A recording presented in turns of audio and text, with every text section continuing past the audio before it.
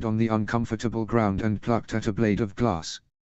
I don't know why I didn't put it together before, but Hagrid met you at Godric's Hollow and took me because he had orders from Dumbledore. He was the one who left me with my aunt, wasn't he? Dumbledore, I mean. But Hagrid too. He delivered me like a parcel. Why? A sharp gust of wind around them had Sirius placing a hand on his arm. Take a breath, Harry.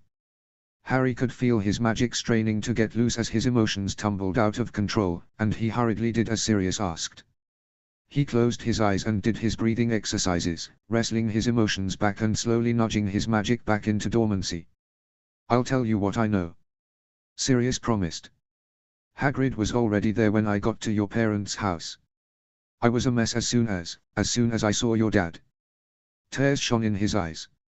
I took you from Hagrid for a while. You were crying and bloody and I tried to heal you. But Hagrid told me that he had orders to get you to Dumbledore so that they could take you to your aunts. He collected himself. I protested quite vehemently, but Hagrid wouldn't be moved. He had his orders. Then I made a decision which is the biggest regret of my life, Harry, and I let Hagrid take you. Harry bit his lower lip but held Sirius's gaze. I knew, you see, that your mum had placed wards around your aunt's place to protect her from the Death Eaters. Your aunt was clueless about them, hadn't talked to your mum in ages. But on the face of it, stowing you with her for a little while until all the immediate fervor died down seemed like a good idea. Sirius motioned again with his bottle. And admittedly I was pleased I would be free to go after Peter. I was very stupid and should have insisted on going with Hagrid and looking after you myself. I'm not mad at you, Sirius, Harry reassured him. I mean, I was a little bit at the end of term, but you've more than. What I mean is, I'm making up for it now. Sirius suggested as Harry struggled to put his feelings and thoughts into words. Yes. Harry confirmed with a sigh of relief. Good. Sirius said. Anyway, you were meant to go to the Longbottoms according to the will. Alice Longbottom is your godmother and was your mum's best friend. Frank was a couple of years older and like an older brother to your dad. They were married, happy, and had Neville. James and Lily figured they would be the best guardians for you, and I couldn't disagree with them. Back then, I was a young single male with only occasional babysitting experience. Don't get me wrong, if I hadn't ended up in Azkaban I would have happily raised you, but they were the better choice. What happened to them? Harry asked, curious. Neville never talks about them, and I know he was raised with his gran. They were attacked a couple of weeks after you got rid of Voldemort. My cousin Bella, her husband, his brother and Barty Crouch Jr. tortured them into insanity. They're insane mungos. Poor Neville, thought Harry. He wondered what was worse, losing his parents or what had happened to Neville's. Either way they'd both lost the opportunity to be raised by their mum and dad. From what I can gather from rumors, the Longbottoms were going to challenge for custody before they got attacked. Dumbledore told them your aunt had taken guardianship and they knew that wasn't what was in the will. Sirius said. Only no one could find a copy, as mine was in my vault and you need a Potter to open the Potter vault. With no will, legally you would have been placed with the Dursleys anyway, as your aunt is your closest living relative. Harry sighed again.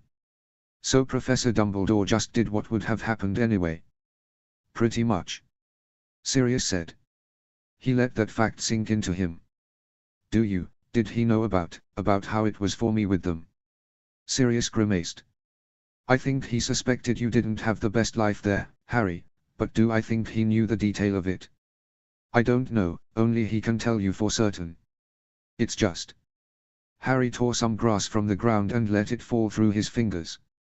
I thought he cared about me. But if he cared about me, wouldn't he have checked up on me? Made sure I wasn't living in the cupboard? I don't understand. His previous anger and hurt rolled through him again, and while he focused on keeping hold of his magic again, he missed Sirius's angry glower at the mention of the cupboard. You're right that someone should have checked up on you. It's the job of the Wizarding Orphan Office. Only for your safety, I assume. Dumbledore didn't record your placement with your aunt with the Ministry. Sirius explained. Now, Dumbledore should have checked up on you himself, but he'd promised your aunt minimal dealings with the wizarding world. Remus thinks Dumbledore also kept other people away from you, friends of James and Lily like Remus and Hagrid, so no one could lead Death Eaters to your door. He shrugged. In this case, I think there was inaction because he cared about you, do you see? Harry nodded. However, don't take my understanding for what he did as agreement with what he did or didn't do rather. Sirius continued. He could have made different choices. He could have just turned up once a year on your birthday, for instance, to check on you, or he could have sent Remus, who can easily pass for a muggle and who would have given you a link to your mum and dad. Or he could have installed a monitoring charm that told him how your relatives treated you. Your mum used to use one with babysitters. Fair frightened the life out of me the first time she recounted everything I'd done when I sat for you. As it stood, he left your relatives unchecked, and obviously they believed they could get away with treating you, not exactly as they should have. Harry considered everything Sirius had said. It's like the chessboard, isn't it? That Remus did. He poked at his laces. This is one of the decisions you didn't like. Yes, Sirius agreed, exactly like the chessboard. He shifted position, moving into a cross-legged lotus position from their yoga exercises. The thing about actions or non-actions, but let's stick with actions for the time being, is that an action on its own only tells you part of the story. Harry looked at him dubiously. It sounded like it was heading towards another politics lesson. Sirius sprang one on him every week. The first one had been the layout of wizarding government. That had actually been interesting. The DMLE sounded very cool. Made up the Era Force, the Hit Wizard Force, for hunting down dangerous criminals, and the Prosecution Service, which sounded very similar to Muggle courts dealing with who could be prosecuted and taking the cases to court. The Department of Mysteries, on the other hand, sounded like something Hermione would prefer, since Sirius had told him the bulk of it was a magical research department. There was also a small magical forensics department that handled magical reversals, obliviations and investigations into weird or violent crimes, which sounded slightly more interesting, and the magical intelligence department, Me7, sounded very interesting as it was basically about spying. What was very cool was that everyone in the dom was called an unspeakable and the work was highly confidential. Sirius had explained that both the DMLE and the dom were part of the Ministry of Magic, but the rest of the ministry had what he called legislative powers. The individual departments determined the government policy, created laws and worked to get them passed, same as the Muggles, and liaised with the DMLE on enforcement. The minister was voted in on the basis of his or her known political agenda. It all sounded very boring to Harry, but at least he finally understood what Arthur Weasley did and why the ministry had attracted someone like Percy. The last part of the government was the Wizengamot, the magical equivalent of Parliament, or at least the House of Lords, and about as interesting. Unfortunately, Sirius had pointed out to him that he had no choice but to get somewhat interested because the Potters had a seat in the Wizengamot, and whether he sat in it himself, unlikely, or gave his proxy to someone, which his regent would have until he was of age anyway, he should have an opinion. The second political lesson Sirius had ambushed him with was actually even more about the Wizengamot, namely the setup. The history of the Wizengamot was deeply boring, and not even Sirius's animated puppets could make it less so. Harry had written as much as he remembered in his journal for Hermione though. The Wizengamot had three purposes: forming government, by which they meant voting the minister in or out and approving budgets, passing laws, which was obvious, and effectively being the judge and jury for crimes. The DMLE's prosecution service dealt with minor crimes and misdemeanors, so only major crimes usually went before the Wizengamot, primarily use of the unforgivables but also murder and violent assault in general. There were 50 formal seats, of which 30 had been held by the original ancient and noble houses who had been part of the Wizards' Council, although only 22 ancient and noble houses remained sitting, as 8 had been sold on or given away after line extinction. Another 13 seats were held by Order of Merlin first-class recipients, and 5 seats were held by the minister, the head of the DMLE, the head of the dom and 2 other ministry appointees. A formal seat was owned by a family and usually occupied by the head of house or a named proxy. If a seat was empty because the head of house was underage and there was no legal proxy named, the chief warlock, who presided over the Wizengamot and ensured it kept to protocol, had the authority to name one. That had happened in Harry's case, and he was kind of disturbed that some unknown person was voting on laws in the name of his family without Harry knowing anything about it. If a family line ended, the seat was returned to the floor.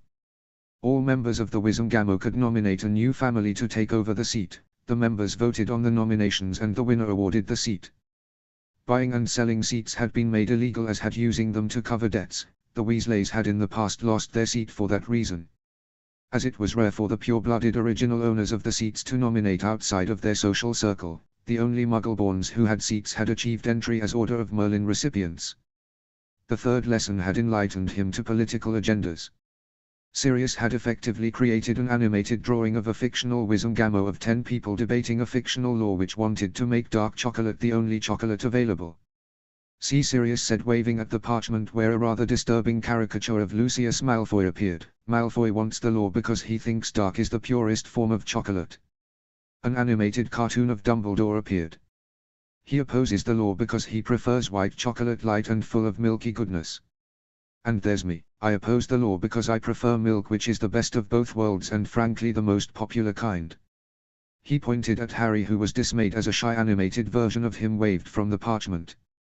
Those are our agendas, what's yours? Milk, Harry replied immediately. I don't like dark chocolate because it's too bitter and white chocolate makes me feel sick. So I guess I oppose the law too. The animation had then turned to political alliances.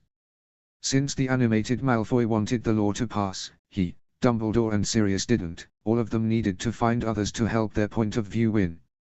Sirius had added an animated Goyle and Not. All were known dark chocolate lovers and likely to side with Malfoy before he added an animated Bones and Longbottom, known white chocolate supporters, and milk chocolate supporters, Greengrass and Abbott. Who wins now? Sirius asked. Us, Harry said confidently. There are more people who like other kinds of chocolate than dark. Correct. If all the white and milk chocolate supporters got together, they would defeat the dark chocolate law by a vote of 3, 4 and 7 against. Sirius agreed.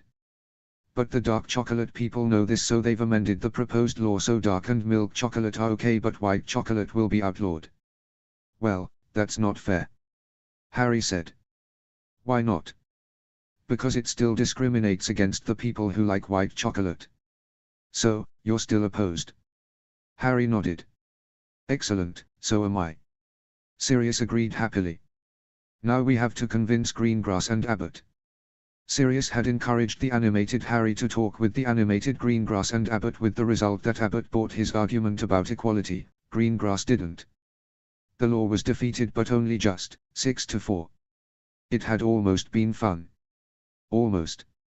It had also been hard work, and Sirius had ended the lesson by indicating there was a lot more to alliances than simply agreeing on one particular issue. He'd pointed out that if animated Harry had offered animated Greengrass support for something Greengrass wanted, he might have convinced Greengrass too. So, political lessons were sometimes fun, sometimes not, but always informative, and even if Harry didn't want to know, he was so having a proxy for the rest of his life. Sirius was quite firm that he had to learn. Harry figured Hermione was going to love his journal. He hurriedly dragged his mind back to what he believed was going to be the latest lesson. Actions, and the action itself only telling part of the story. Let's look at one of your actions, Sirius declared cheerfully. Harry grimaced. Do we have to? We have to, Sirius confirmed with a grin. After all, you know all of the story about your own actions. He guessed that made sense. So what action are we looking at? Sirius looked at him thoughtfully. How about your action in protecting the stone in your first year? What motivated you to protect it? He blinked at his godfather. Because Voldemort would have gotten it otherwise. Sirius hummed. So you wanted to ensure he failed in his objective? Harry shook his head. I mean, yes, but more like, it wasn't so much me making sure he failed as much as it was about making sure I didn't fail to stop him. And why was that important to you? Because. Harry paused, unsure of his answer, and thought about it. Well, he began again, some of it was the boy who lived stuff. I mean, I figured everyone expected me to stop him because I did before, you know. And I guess I kind of thought I had to because I was the one who'd stopped him before too. So that was part of it, but I also wanted to stop him because of Mum and Dad, because he killed them and it wasn't right that he got to come back and they didn't. And because it was the right thing to do. He added. Wasn't it? I knew he was going after the stone, I couldn't just let him get it. Yes, it was the right thing to do, Sirius said softly. Although I would have preferred it if you hadn't risked your life. He poked Harry in the ankle. But do you see how complicated your motivations were for protecting the stone? Multiple reasons and not all of them obvious or apparent. Harry nodded. And the lesson is? Sirius prompted. People will have reasons for their actions and that they could be many reasons and not all of them will be out there for you to see. Harry supplied. So, the headmaster leaving me with my aunt and not checking up on me, you said he did it to protect me but there could be other reasons. Exactly. Sirius beamed at him. And you always need to question why someone does something or wants to do something. What's the benefit to them? What's the benefit to you? Look at what Remus and I did with Minister Fudge. He initiated the investigation on the promise of a new more powerful political ally. He figured if he gave Lord Black the investigation then Lord Black would look favorably upon him, which means he stays as minister for longer, and he gets power and money. Harry sighed. Doesn't anyone do anything just because it's the right thing? Hardly anyone. Sirius hesitated and ploughed on. I could say that I got custody of you just because it was the right thing to do and it was, but that's not the only reason. I made it happen because selfishly I want to be part of your life because I love you. And I wanted custody so I could have more say in protecting you. And because I promised your mum and dad and I wanted to keep my promise. See. He did see and he had to admit that all of Sirius's reasons were good ones and benefited him in the end. He nodded at his godfather. Now, here's the second half of the lesson. What reason do you think Dumbledore thought you had for protecting the stone? Asked Sirius. The question stumped Harry for a moment because he'd never considered what Dumbledore had thought. I guess he thought I'd done it because I wanted to stop Voldemort because of my parents. Maybe. Sirius hummed again. That's probably about on target. What about Snape? What do you think he thought? That was easy. That I did it because I wanted the attention or the adventure of it. He rolled his eyes expressively. And the rest of the school? Sirius prompted. Probably it was a mix, Harry said. Hopefully my friends knew my reasons pretty well but others probably believed the same as Dumbledore or Snape, I guess. People are always going to judge you on your actions.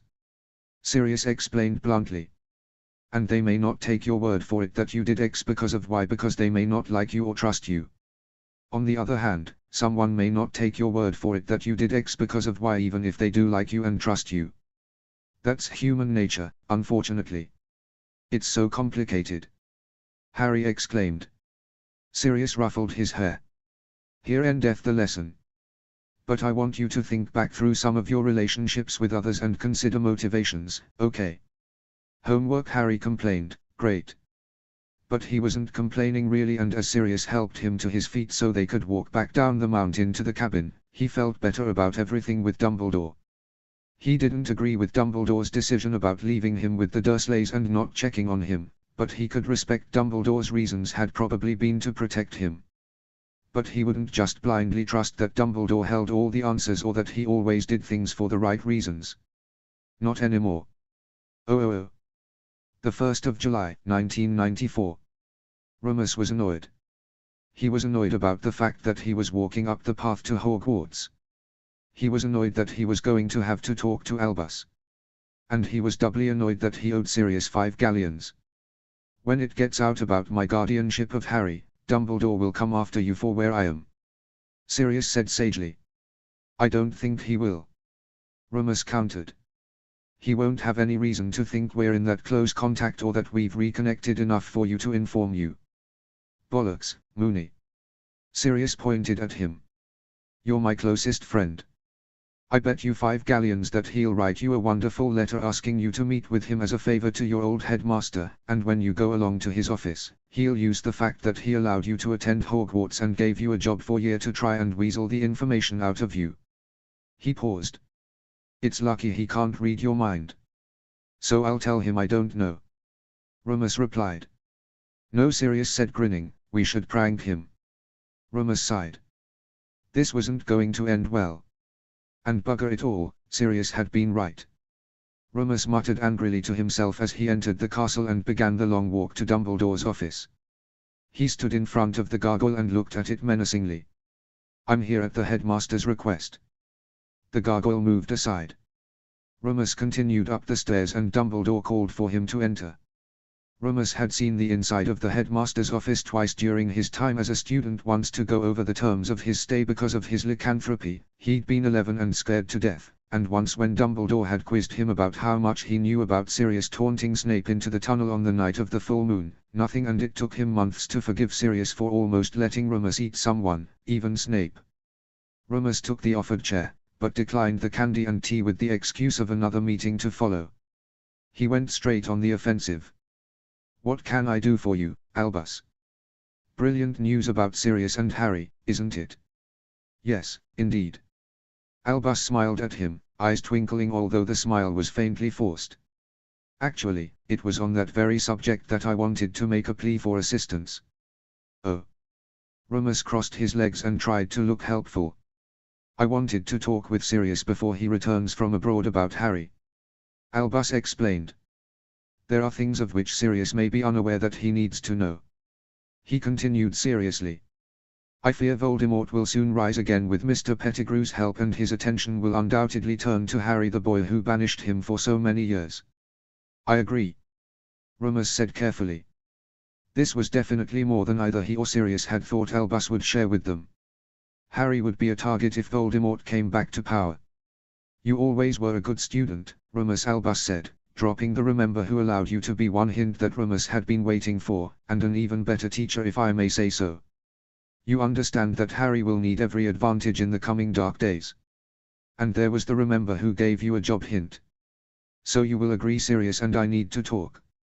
"I understand why you wish to talk with him, Albus, but I'm not sure why it can't wait until Sirius gets back and takes custody of Harry," Remus said.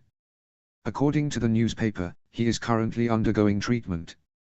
"Yes, I'm so glad he didn't decide to fight the Ministry on that," Albus said, "but I do feel it would be best for Harry that we talk before Sirius comes back to Britain, and I believe you know where Sirius is."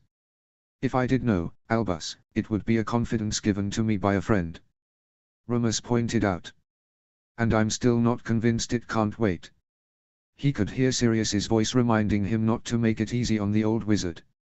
"I understand, and while I wouldn't normally press you to betray the confidence of a friend, I think you know me well enough to know that I would never make such a request if it was not a matter of the utmost importance, dear boy," Albus said. "I wish I could explain more, but I feel it only fair to inform Sirius first, as it must be his decision if anyone else should be told." Remus considered Albus for a long moment before sighing, not so dramatically that it would be obvious, but enough to signal a surrender. He withdrew a parchment from the inside pocket of his robes. Sirius had prepared it before he went away, and handed it to Albus. Albus happily took the parchment and read it. "Remus. Hope you've heard the excellent news I have, Harry." "Well, not yet, but soon. Off to get myself sorted out. I've found a wonderful little clinic in Thailand. We'll be in touch when I get back. Sirius." "Thank you, Remus," Albus said warmly and passed the parchment back. "If Sirius asks," Remus began. Albus nodded at him. "I'll be sure to be mysterious about my sources." Remus got to his feet as he tucked the parchment back into his robes and decided some additional teasing wouldn't go amiss. "I assume you've seen Harry. How did he take the news?" "I'm sure he must be delighted." Our Albus's twinkle faltered for a moment. "Harry and the Dursleys remain away. I'm sure they'll return soon and I will inform him then." "Right. And by then Albus no doubt hoped to talk Sirius out of taking custody." Remus felt any lingering regret at Sirius's prank disappear. Remus swallowed the retort that sprang to his lips and managed a smile instead. "Well, I must be off." Albus gave a benign answering smile of his own. "Thank you again, Remus." "Yes, remember I was never here, Albus." Remus departed before Albus could say another word and hurried down the stairs and back into the main part of the castle. He headed for Gryffindor Tower where his next appointment was waiting. When he had received Albus's thinly veiled summons, he had decided to combine it with meeting up with Minerva. She had sent some suggestions for the scholarship to Brian, and Brian had forwarded them to Remus as the steward of the House of Potter. He was also concerned after her reaction at the will reading, and he hoped his news would alleviate some of the pain and guilt she'd felt. He tapped lightly on her office door and opened it at her summons. Minerva smiled at him briefly. I take it your business with Albus is complete. She moved over to a hat stand and pulled on a warm cloak of deep blue. She placed her hat on her head and adjusted it. All done. Rumus confirmed, looking enviously at an expensive box of chocolates that sat on her desk. He took a piece of parchment from his pocket and handed it to her. My steward Rumus Lupin invites you to 12 Grimald Place. Minerva looked up from the paper and considered him intently. Fidelius. One of two. Rumus confirmed. The flue address is Black Manor. Shall we? She nodded sharply and headed to the flue. She tapped it with her wand and the fire erupted. Rumus went first, taking a pinch of flue powder and stating the address firmly. Minerva stepped through a moment after he arrived. She glanced around the room and breathed in sharply at the crest on the wall. The House of Black. She snapped her gaze to Rumus inquisitively. Sirius assumed the head of house to secure his freedom. Rumus explained. I'll explain more when we reach our next destination. He handed her a second piece of parchment. Rumus Lupin invites you to Griffin House, Potter Lane. A smile flitted over Minerva's stern features. We thought the name was apt as the house is owned by 3 Gryffindors and we named the lane ourselves in memory of James and Lily. Rumus explained. The flue address is Prongs. It will only be accessible through this flue. Minerva nodded again. They repeated their trip through the flue and Rumus shut it down as soon as Minerva was through. He watched as she took along around the sunny hallway with its wide wooden door leading to the outside and large window showing the open space in front of the house leading to a path that led out to a forest. The hallway itself was painted a warm cream, with natural dark wood flooring, a set of hooks on the wall by the door, an umbrella stand and a sturdy wooden table that would act as a dumping ground for keys and assorted minutiae. A wide wooden staircase led up to the upper floors. There was a faint pop and the house elf arrived. May Dobby be taking the cloak and hat of Harry Potter's Professor McGoggles? He beamed up at her. She raised an eyebrow but gave up her robe and hat. Thank you. And you Harry Potter's Mooey. Rumus sighed and let the house elf divest him of his outer robe too, the house elf hanging it on a hook. Tea in the sunroom, please, Dobby. The excited house elf nodded and popped away. An unusual elf. Minerva commented. Harry freed him from the Malfoys apparently. He turned up out of the blue just as Sirius and I agreed we needed to find an elf for here to help look after Harry. He's a free elf, we're paying him a galleon a month. It tickles Sirius no end. Rumus shook his head. Dobby's incredibly loyal to Harry and protective of him, which is the main thing. He smiled happily at her. Welcome to Harry's new home. Shall I give you a tour? I'd appreciate a female point of view. I'd be delighted. Minerva said, smiling. They went upstairs first. The attic room with its sloping roof and adjoining en-suite bathroom was Rumus's. The sign on the door said Mooney. A large room on the floor below with a shower room was Sirius's and he too had a sign with his marauder name. Minerva's fingers trailed over the sign on the door opposite Sirius's that proclaimed Pronglet and walked inside. She nodded in approval at the warm chocolate color that predominated on the furnishings, linen and curtains with cream and gold accents.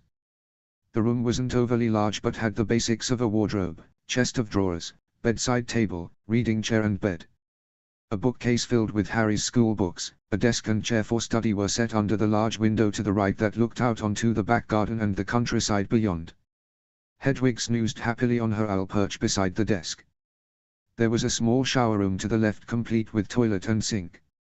We've set it up as similar to the room he has at Black Manor, but he can charm the colors here to something he prefers once he arrives. Rumus explained. Sirius wants him to have some say in making the room his. An excellent idea, Minerva agreed. She waved her wand, turning the chocolate to Gryffindor red. I believe Harry will find the familiarity comforting for his first night. Rumus grinned and ushered her out and down the stairs, briefly showed her the 2 guest bedrooms before they ended up back in the hallway. There was a large comfortable living room to the front of the house that Minerva exclaimed over. With Rumus's permission she conjured a tartan throw for the sofa and some cushions for the chairs.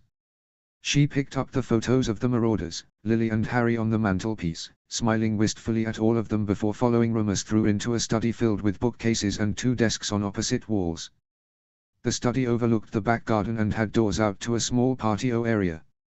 Rumus picked up a file and a book from his desk, and they walked back to the hallway, through another formal reception room where Minerva did the same finishing touches, and into the dining room.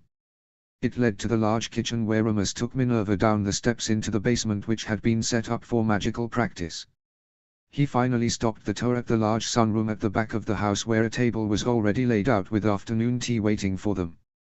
Rumus pulled out Minerva's chair and got her settled before taking his own seat. "So what do you think?" "It's lovely," Minerva said sincerely. "I believe Harry will be very happy here with you both, Rumus." She accepted his silent offer of tea, picking up the teapot and waited until he had poured her a cup before continuing. "You'll forgive me for noting that I don't believe that this amount of work was possible in just the few days since Sirius was awarded custody." "No, indeed." Rumus filled her in on Sirius assuming his position as the head of the House of Black, their plan to get Sirius's name cleared, the Ministry's discovery of Harry Potter's Muggle life, the immediate awarding of custody to Sirius, and the agreement for the news to leak slowly to the public. "Quite honestly, we thought we would have another week of wrangling with Fudge about the custody." Rumus passed her the plate of warm scones, but apparently Amelia Bones was horrified by the Muggles and pushed for Harry's immediate removal from them. Minerva sliced her scone open. "I should have listened to my first instinct about those Muggles. I don't know why I let Albus talk me into leaving Harry with them. I'd only just found out about Lily and James, but that is no excuse for walking away as I did." "We all walked away, Minerva," Rumus pointed out. "Sirius walked away when he handed Harry to Hagrid, something I know haunts him. Hagrid walked away believing as you did that Albus knew best. I held on as long as I could, but even I walked away in the end because I had to live my own life. You're not alone in making that mistake. We all trusted Albus to take care of Harry." Minerva nodded, accepting the comfort as she bit into her scone. Rumus buttered his own scone before he continued. "If the will had emerged sooner, things would have been different, I'm sure." Perhaps Minerva wiped her fingers on a napkin, "although I find myself wondering if I wouldn't have allowed Albus to convince me that Harry was safer with the Muggles." She shook her head. "I certainly allowed him to convince me that talking with Harry about his family was inappropriate, but then I do try not to show favoritism at the school." "So no favoritism except in matters of Quidditch?" Rumus teased. "You did make Harry the youngest Seeker for 100 years. "That was not favoritism," Minerva retorted primly, "it was desperation not to continue losing to Slytherin." Rumus chuckled. "I have come to realize with Harry that I have erred badly," Minerva confessed. "I could have arranged to meet him during the Christmas or Easter break and offered him some knowledge of his family. Hagrid said that the Muggles had told him next to nothing, and while I contributed photos for the album he made, I should have done more. I didn't tell Harry about knowing James when I met him either." Rumus sympathized. "It's difficult as a professor to communicate that kind of personal information to a student. I didn't realize until I was a teacher just how difficult." Minerva picked up her cup. "Well, I have decided to request a meeting with Harry once Sirius returns and takes custody of him. I'm sure he'll agree, but actually Sirius already has custody of Harry." Rumus smiled at her shock. "But Albus thinks Harry is away with his relatives." Rumus nodded briskly. "Just as Sirius intended. He took Harry with him to a clinic for treatment. Harry was badly affected by the Dementus during the school year, and beyond that, Sirius was unhappy that Harry was, well, small for his age, shall we say. He wanted Harry to get fully checked out. A wise and responsible decision." Minerva agreed, blinking back her surprise. "I'm hoping it's given them some time to bond," Rumus said. "I should have realized when I saw Harry's owl in his room." Minerva fixed him with a stare. "Albus will not be happy when he finds out you kept this from him. He'll be even unhappier when he realizes that Sirius isn't in Thailand," Rumus admitted cheerfully. "Do I want to know, Mr. Lupin?" Minerva questioned with mock sternness. Rumus felt like a student under her gaze again and squirmed. Sirius guessed Albus would want to speak with him once the guardianship came out, and that he would prevail upon me to provide an answer. Minerva pursed her lips. "You've sent Albus to Thailand. Sirius and Harry will return tomorrow. I expect an adoption ceremony will soon follow, Remus said, and any opportunity to interfere with the guardianship will be gone. That your trust in Albus has eroded so much that you've taken these measures. Minerva sighed unhappily. She was still torn, Remus mused, torn between her respect for and loyalty to Albus and her own awakening realization that Albus's decisions in regards to Harry were not always for the best and the part she had played in allowing those decisions to stand despite her own reservations. You also have to remember that Sirius holds Albus somewhat responsible for his wrongful imprisonment. Remus said softly. Sirius hasn't spoken to me much about it, but I think he was very hurt that he didn't merit even a visit from the leader of the Order to confirm his guilt, not to mention Albus's abrogation of his responsibility as Chief Warlock to ensure that Sirius had a trial. Minerva sighed heavily. I cannot blame you or Sirius, she said quietly. Just as I cannot deny that Albus would interfere if he could. She frowned. I will not tell Albus you have sent him on a wild Nurgle chase, Remus, but only because I believe Harry will be much happier here than with those awful muggles. Thank you, Minerva, Remus said. There was something else Sirius wanted me to talk to you about if the will was read ahead of him returning. You know you were on the list of potential guardians. Sirius was hoping you would accept being named as Harry's guardian in the event something happens to him. But you. Minerva's cup clattered back into its saucer. Cannot for obvious reasons unless the law regarding werewolves changes. Remus said, somewhat pained by the admission. I believe Sirius has included a clause that specifies you have to allow me access to Harry and keep me on as steward to the House of Potter. He picked up his own cup and took a fortifying sip. Sirius wanted to honor James and Lily's wishes in following the order of guardianship they laid out. But if you refuse, he has others in mind. Minerva shook herself slightly. I would be honored. She smiled at him. And I have no objection to the clause regarding yourself, Remus. Indeed, such a tragedy occur, I would be grateful for your help. I'll confirm the details with Brian then. Remus smiled at her gratefully. Speaking of Brian, I guess we should cover the changes to the scholarship that you wanted to make. Of course, you're the steward. Minerva realized out loud. She shook herself and smiled at Remus fondly. You deserve the position, Remus, although what society is going to think of Sirius holding both the House of Black and the Regency of the House of Potter? It will certainly be interesting. Remus flipped open the folder and took out a piece of parchment. Firstly, the change you wish to make to name an unpaid deputy for the scholarship to assist in the selection of the student and oversee anything should you be unavailable. Neither Brian nor I have any problems with that. Do you have someone in mind? I was thinking of Phileas.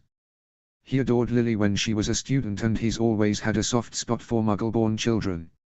Minerva said. He actually made the other suggestion. Phileas should be fine. The only person I would have seriously objected to is Severus. Remus explained.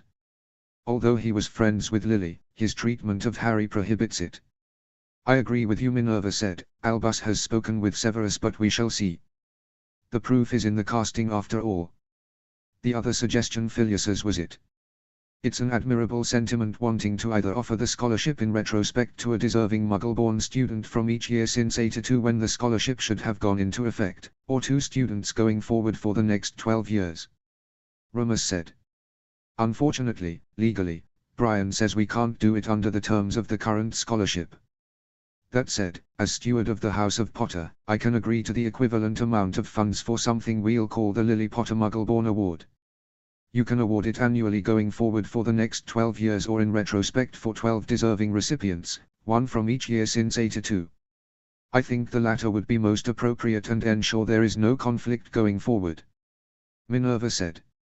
I suggest in fairness we award it to the highest Newt-scoring Muggle-born student from the 82 to 83 academic year until this past academic year. I can agree to that. Remus said. If you can provide me with the list of recipients, I'll have Brian draw up the legal papers to cover the award and its rules. He considered that Penelope would probably be a recipient. The young assistant was busily tackling the library at Black Manor and loving every minute of it. Thank you. Minerva said. I'd also like Harry to get involved with the scholarship. I would like his input into the selection criteria, and he should at least review the possible recipients on parchment and give his opinion before the candidate is chosen. After he's graduated, perhaps he could even come along to the interviews if he wished.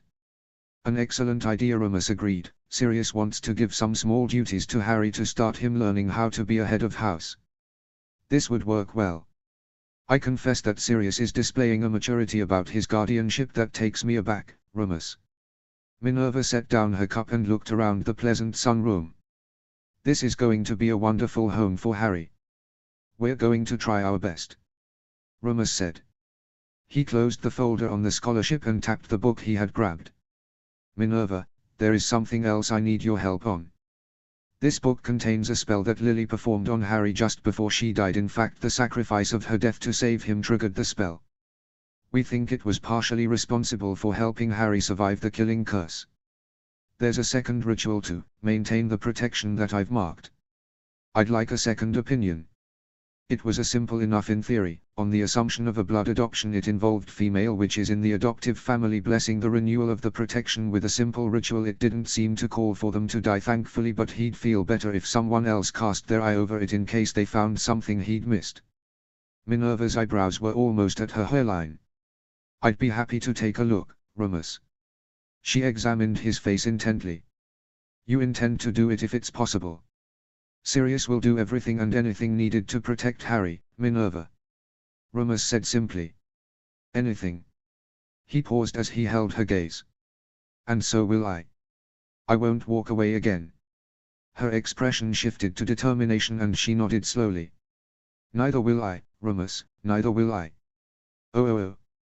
Time bubble, the 31st of August, 1994. Harry shrieked as Hurrit dragged him back under the water and Camille squirted a water gun at her cousin. The sight of his godson playing with such carefree abandon made Sirius smile so much that his face ached.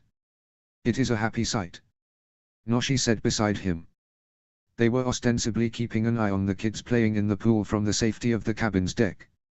It was a leaving party for Harry and Sirius, mostly for Harry, as they were heading home the next day. Sirius tilted his pumpkin juice in the direction of the pool. It is. I should thank you for introducing them. Harry's made two great friends. After the events of Monday, I am surprised you are thanking me, Noshi said with a rueful smile. Monday, when Harry had gone to Hurrit's for dinner and somehow all three kids had ended up soused on muggle beer. A drunk Harry didn't have control of his magic, and it was a wonder that the damage to Hurrit's house had been localized to the teen's bedroom. Luckily, Hurrit and Camille had also emerged unscathed. Hurrit's parents had been warned by the house wards and managed to get Harry sobered up, back to the clinic and into isolation overnight before anything else had happened. Sirius had run the gamut of emotions that night, concerned at the news Harry was in isolation, angry that Harry had been irresponsible in getting drunk, relieved beyond anything he was fine, a little amused in truth that Harry was being a typical teenager, and more than a little anxious at the realization he was going to have to man up, be a parent and punish him. How did Hurrit get hold of the beer anyway? Sirius asked. Quiet, sensible Hurrit would have been the last person he'd have picked to break the rules. But then Remus had been the same way in hindsight. He should have known. His older brother gave it to him on learning that Hurrit's relationship with his girlfriend had ended. Noshi sighed. He advised Hurrit to drown his sorrows. Their mother is not best pleased with either of them. I had to intercede to allow Hurrit to come to this farewell meal. Thank you, Sirius murmured. I can appreciate her point of view. Harry and I had a long talk about his punishment, but I couldn't take today away from him for a first offense. First offense? Noshi said, eyes twinkling with amusement. Charles Potter's punishment system. I figure James would have used it on Harry and Harry would respect it knowing it was his grandfather's system. Sirius explained. For minor stuff, there were 3 stages of punishment. First offense, you did something you know or suspected was wrong but probably didn't anticipate the consequences. Second offense, you repeated something you know was wrong and were aware of the consequences. Third offense, you're a repeat offender and clearly don't care about the consequences. Then, there was the major stuff, which was considered a capital offense if you did it, things that were not allowed under any circumstances, rules that couldn't be broken such as hurting someone unless in self-defense, deliberately destroying property in anger, that kind of thing. And punishment increases on the severity of the offense. Noshi nodded. It's a good system. I also followed Healer Faye's advice and asked Harry what he thought his punishments should be for each offense. Sirius took a sip of his juice. She was right that he responded well to that. He knows exactly what he'll get now and has agreed to it. For Monday, he lost his flying privileges and was grounded for a week, and his friend's ban, because he didn't do it alone, has only been revoked today for extraordinary circumstances. A fair punishment. Noshi commented. I am glad Healer Faye advised you well. She also told me it was a good sign that he's comfortable enough to test our relationship with bad behavior. Sirius commented wryly. It's not exactly the way I wanted proof that he'd settled. Noshi gave a short laugh.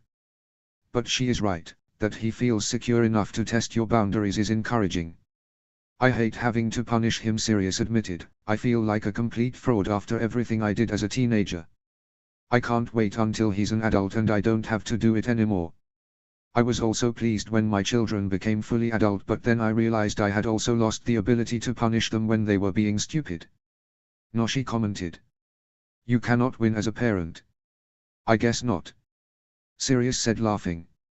He sobered a little, gaze drifting back to Harry, who had gotten hold of the water pistol and had started shooting a shrieking Kimmy. I am also very thankful we found out that he had this problem with alcohol here and not at home. You will need to be certain that he understands the dangers. Noshi agreed. Until he is older and the control of his magic is a second nature to him, and even then I am not sure. I would not recommend he partake of any alcohol with the power he has. He's a good kid on the whole, so I don't think there'll be an issue. Sirius said. But I will talk to him again. And what of you, Sirius? Noshi asked. Are you ready to go home? In some ways, no. Sirius admitted with a long sigh. Here feels safe and secure, we're hidden from the world. Whereas there's a lot of work to do to get Harry protected properly when I go back, a lot of political fencing that I'll need to do. I'm not looking forward to that part. And the other part? Our new home should be ready, which I can't wait to see, Sirius said, and I want to get Harry settled and for us to enjoy living as a family before he heads back to Hogwarts. You would prefer it if he didn't go? Noshi surmised, observing Sirius's grimace. He's been in danger every year he's attended. Last year was partially my fault, so I share some of the blame for that, but... Sirius sighed. I'd prefer to homeschool him and know that he's safe, but as Moony would point out to me, what I'd really prefer is to wrap Harry totally in cotton wool and hide him away from the whole world for the rest of his life, which is unrealistic. So, he has friends at Hogwarts, he loves it there. I won't stop him from attending. Noshi patted his shoulder. It is a wise man that does not try to stop the stampeding buffalo. Sirius smiled at the saying and nodded. You have a clean bill of health, Sirius. Your mind is mended once more, your body strong. Noshi said firmly. If you and Harry continue as you are, I believe you will both find much happiness and love in your lives. I hope so. Sirius said fervently. Especially as there was something he needed to discuss with Harry. The party broke up after dinner and Sirius watched Harry say goodbye to his friends with nostalgic sympathy and some amusement when Kimmy kissed Harry on the cheek and Harry blushed in response. You all right? Sirius commented after the door was closed and Harry collapsed into a chair in front of the fire. I know, but it's not the same. Harry had a small whine in his voice. It was a sign of how much he loved the kid that he thought it adorable rather than annoying, Sirius mused fondly. We can visit next year, Sirius said, poking the fire, or they could visit us. Yeah. Harry perked up at the idea. That would be cool. Sirius raised his eyebrows. Harry's accent and words had taken on an American twang, but he figured it would fade once they got back to Britain. We'll see how your letter writing goes. If you're still in contact with them by Easter, I'll write to Noshi and see what can be arranged.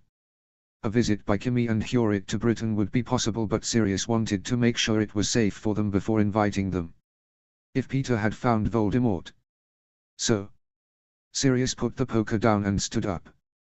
He cleared his throat as nerves curdled in his belly. There's something important that I need to ask you before we leave. Harry's gaze met his and he could see a hint of uncertainty flicker in the teen's eyes. I love you, Harry, and I would very much like to adopt you. Sirius said quickly. If you would like me to. Harry stared at him for a long moment. Suddenly, he launched himself across the space between them and tackled Sirius into a hug. Sirius rocked back a little before righting them both, holding Harry tightly. He could feel Harry shaking and rubbed his back soothingly. "I take it that's a yes." Harry nodded but didn't speak, and Sirius let him get his emotions under control. Harry finally pulled away and swiped a hand under his glasses swiftly. "Yes." His voice broke on the word, and Sirius stifled the urge to shush him and hug the hell out of him again, seeing Harry's determination to speak. "I would like that, to be adopted." Sirius hugged him. He couldn't stop himself, his own set of tears catching against the back of his throat and stinging the back of his eyes. Eventually they both stepped back and wiped their faces sheepishly. "Well, we're a pair, aren't we?" Sirius said, and he could see the flush of delight in Harry's eyes at the statement. He nudged him over to the sofa and sat down. "So, I'm assuming you don't know about the adoption ritual?" Harry frowned and shook his head. "What is it?" "It falls under family magic. It's quite simple really. I prick my finger, put some blood in a ritual bowl and swear an oath that I take you to be my son. You do the same, only you swear an oath that you take me to be your father." Sirius continued.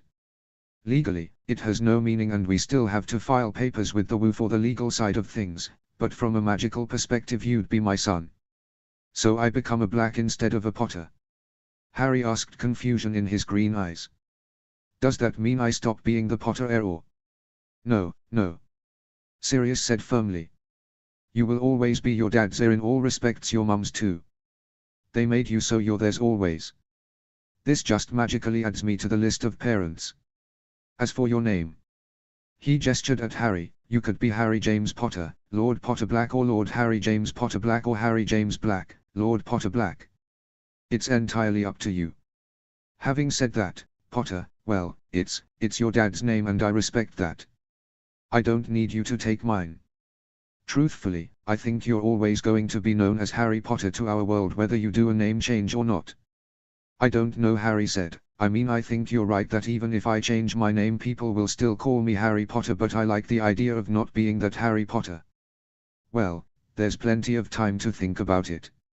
Sirius patted Harry's arm. "Any other questions?" Harry scratched his forehead, along the line of his faint scar, and bit his lip. "What happens if you have other kids?" Sirius thought that was highly unlikely, although it was something his own mind healer had tried to get him to consider. His upbringing just hadn't allowed for him to consider relationships and marriage as anything other than political maneuverings, but then later, James and Lily had spoiled him into wanting the same thing. They'd had a real love and partnership. But he knew he struggled with emotional intimacy and that didn't bode well for the latter kind of relationship, and he didn't see a political need to marry to have to put up with the former. "If I do get married and have children, I would still consider you my firstborn," Sirius replied to Harry. "I do consider you my firstborn. But, isn't it unfair if I inherit your things if you have kids of your own? Shouldn't they get everything?" Harry pressed. Sirius smiled. "It isn't unfair because you are one of my children. If I have other children, then yes, there'll be bequests to them too from a monetary and property perspective, but I would still want you to inherit as my heir." He made a dismissive gesture. "Look, if after my death, you wanted to name a child of mine heir to the House of Black so they would inherit on your death, you could do. Or you could name your eldest son as heir to both the houses, or name one child heir to the House of Potter and another heir to the House of Black. Really, all this is very hypothetical given all these other children, yours and mine, are imaginary at this point." "I guess," Harry agreed vaguely. "The other reason why I would prefer you as the next head of the House of Black is political," Sirius admitted.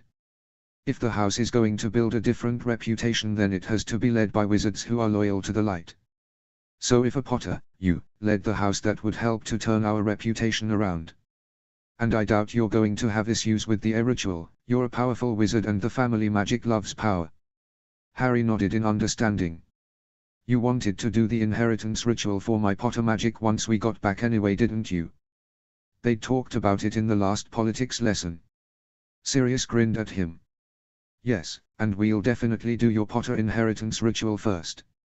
The black magic is dark in origin and I want you protected by the light magic of the Potters."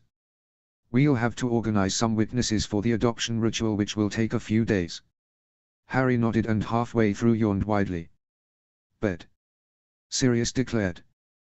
We have an early start again tomorrow. He enjoyed the brief hug Harry gave him and watched him head off to his room with a giddy joy. Harry had said yes to the adoption. He did a happy little dance around the fireplace before banking the fire and heading to his own bed. The morning dawned bright and early. Harry complained good-naturedly at taking the de-aging potion again, and as soon as 5-year-old Harry made an appearance, he was just as adorably cute as ever and wanted his stuffed bear back. Sirius watched with amusement as he turned Healer Faye and Dr. Jordan to mush. He shook his head as Harry hugged Noshi goodbye, holding on to the bear all the while. If only he had a camera, thought Sirius, the blackmail opportunities were immense. Harry clambered into the waiting car where a grinning Mick waited to drive them to the airport. Sirius turned to the healers to say his own goodbyes. Don't forget to keep up with your exercise. Dr. Jordan nagged as she accepted his hug. Healer Faye, a young brunette, surreptitiously wiped her eyes. I'm going to miss Harry. Make sure he does his occlumency exercises, and if you need advice. Thank you. Sirius said, truly grateful. I believe my colleagues have covered everything. Noshi held out his hand and Sirius shook it warmly. Noshi froze and his eyes took on a distant look before refocusing on Sirius with a gravity in them that turned Sirius's stomach. What? Demanded Sirius as the old wizard released his hand. You will bring Harry to me again. Noshi said with a deep sigh. He will face a great evil and you will bring him here to heal. Sirius shivered, a cold dread stealing over him. When? Noshi shrugged apologetically. Perhaps a year, maybe more. He grimaced. I cannot be certain. Sirius nodded sharply, remembering how they had talked of sight and prophecy. Thank you for everything. Goodbye, my friend. Noshi said. He made his way to the car and coaxed Harry into his seatbelt. But as the car pulled away from the clinic and made its way down the driveway, Sirius couldn't help but want to turn back to the safety of the place. He glanced over at Harry, who grinned at him. Bugger the vision Noshi had seen. Sirius smiled back at his godson and brushed a hand over Harry's head. Sirius would keep Harry safe, he'd keep him safe no matter what.